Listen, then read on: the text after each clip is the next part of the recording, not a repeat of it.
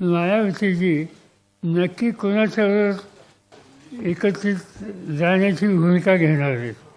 आम्हाला असं दिसतंय की काही वेळेला भारतीय जनता पार्टीशी सुद्धा त्यांनी सुसंवाद ठेवलेला आहे.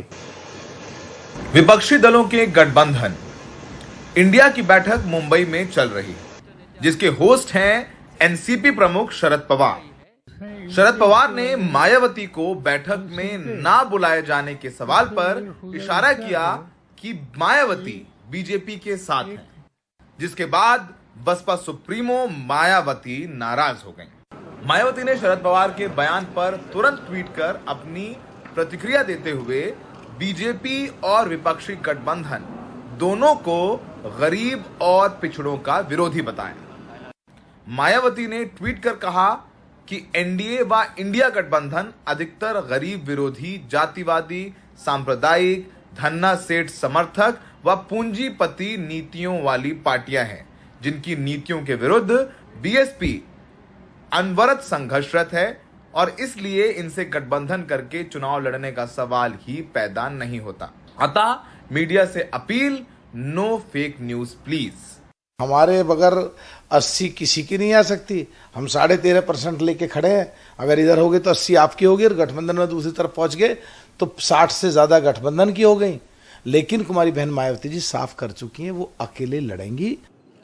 2024 में अकेले चुनाव लड़ने की बात कह रही मायावती ने 2019 लोकसभा चुनाव में अपने धुर विरोधी सपा यानी अखिलेश यादव से हाथ मिलाया था. फिर भी 80 में 10 सीटें ही वो जीत पाई थी.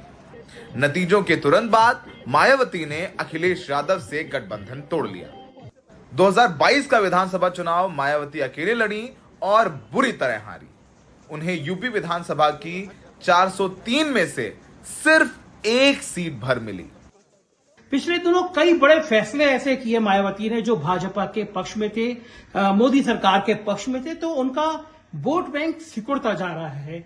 और ये धारणा कि वो बीजेपी की बी टीम में मायावती को बहुत नुकसान पहुंचा रही है. और मुझे लगता है कि अगर मायावती अकेले लड़ने का फैसला लेती हैं तो ये उनके राजनीतिक जीवन की सबसे बड़ी भूल साबित होने वाली है. अब देखना ही होगा कि मायावती क्या क्या रणनीति अपनाती हैं. भले ही मायावती कांग्रेस के खिलाफ जहर उगल रही हो, पर कांग्रेस मायावती पर अपने तेवर नर्म रखे हुए है. सूत्रों की माने तो कांग्रेस का शीर्ष नेतृत्व यूपी में बहन जी को गठबंधन के लिए कई बार संदेश भेज चुका है. अब देखिए, ये तो राष्ट्रीय नेतृत्व बता पाएगा. मेरी जानकारी में ऐसी बात नहीं है. मेरा बस यही आग्रह होगा बहन मायावती जी से, बाकी लोगों से, कि वो सभी लोग जो समाज की स्थितियां उसको देखते हुए वो आना चाहिए इंडिया गठबंधन में. और बाकी चीजें राष्ट्रीय नेतृत्व से बात चल रही होगी तो उसकी मुझे जानकारी नहीं. फिलहाल बहन जी राजस्थान और मध्य प्रदेश के आगामी विधानसभा चुनाव में अकेले मैदान में उतरने जा रही. वो कांग्रेस पर तीखा हमला बोल रही हैं.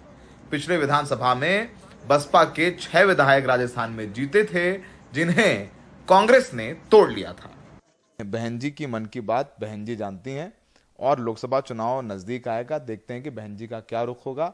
अगर एक एकजुट विपक्ष बनता है उत्तर प्रदेश में, बसपा, सपा, कांग्रेस और लोक दल, तो बीजेपी के लिए मुश्किल होगी. लेकिन फिलहाल अभी तक बहन जी एकला चलो की राह पर है. लेकिन फिर वही बात कि बहन जी के मन में क्या है वो बहन जी के अलावा किसी को नहीं मालूम.